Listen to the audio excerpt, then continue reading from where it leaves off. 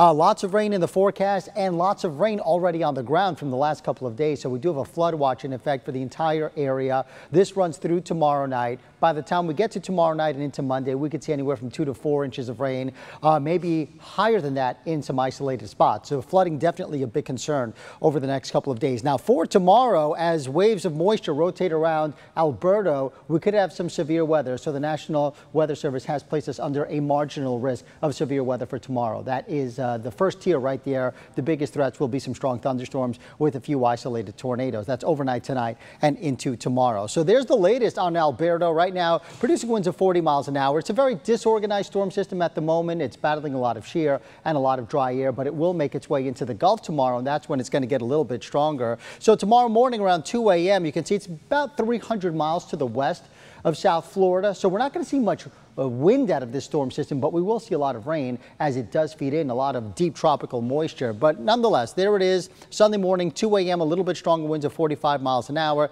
Then it makes its way northward over towards Mobile, Alabama, and it makes landfall late Monday, early Tuesday, winds of about 60 miles an hour. So it will be a stronger tropical storm at that point in time. Then after that, it races northward where it starts to die down. But closer to home, lots of clouds overhead with just a couple of spotty showers. But you can see that steady rain now making its way into far South Florida. We're about 2 to 3 hours away from seeing it in our area, but that rain will be heading our way. Here is Vipercast, our computer model. By lunchtime, you can see rain is everywhere. It is steady. And then as the day goes on, we'll see some locally heavy downpours, and that will be the story overnight tonight as well and into tomorrow. Just how much rain? At least according to this computer model, anywhere from 2 to 4 inches of rain by the time we get to Monday. But again, some isolated spots could see more than that underneath some of those heavier downpours. So for today, 80 degrees, heavy rain at times. We do have that flood watch in effect overnight tonight. It will be quite stormy. The rain will continue. We'll have some thunderstorms move across the area,